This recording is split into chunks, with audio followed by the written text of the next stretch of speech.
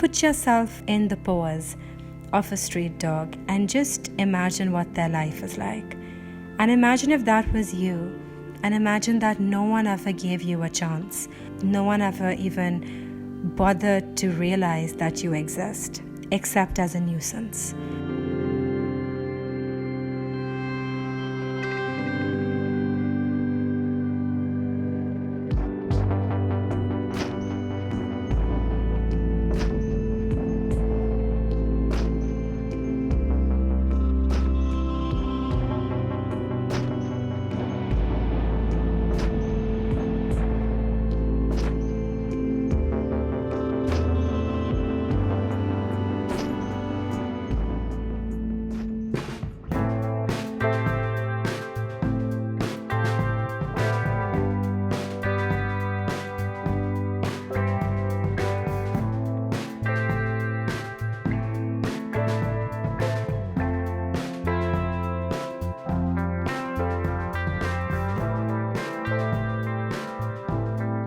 We essentially we have a rescue service in the shelters for all the animals that are homeless. We don't even call them stray, just homeless animals. They need a home, and our streets are unsafe for them. We don't just rescue dogs, we have cats, we have donkeys, we have kites.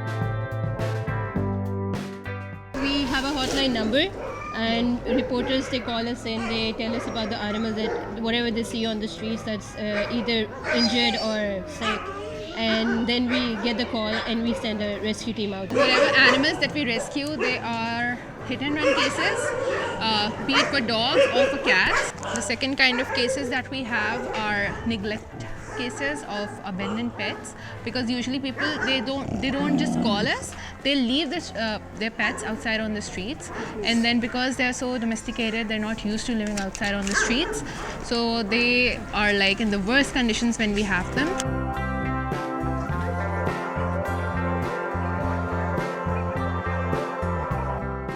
The kind of cases that we have gotten have been shocking, to say the least. People have broken bottles on the heads of dogs. Dogs have been shot at. Dogs have been poisoned. They have had their nails pulled out one by one. Children have cut off the ears of puppies. One dog we actually found one who was hanging somewhere.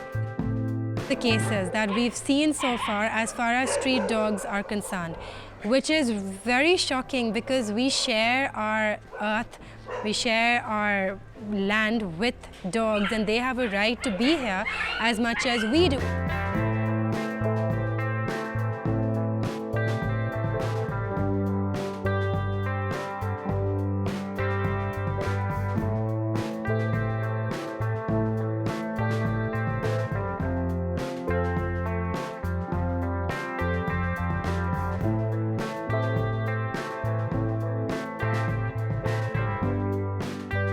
If you consider street dogs and the overpopulation of street dogs a problem, then there has to be a humane way of dealing with lives. And the best thing to do, that is done all over the world in any country where there is a larger overpopulation of street animals, is to maintain that and to control that. There's a spay, neuter and release program.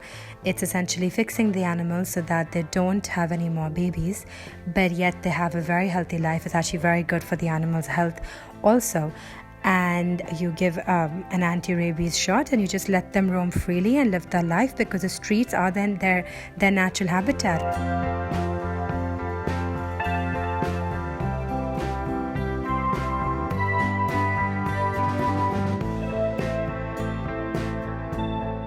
When a dog howls or cries or barks or feels pain and yelps and screams, it's because he's real. It's because he has feelings.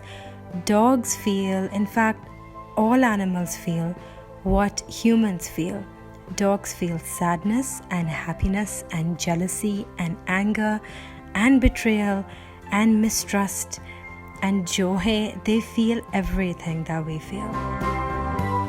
People think what we do is very cutesy and sweet, and it's not. It's really hard work, because we tend to see the most injustices that happen to the most powerless of creatures.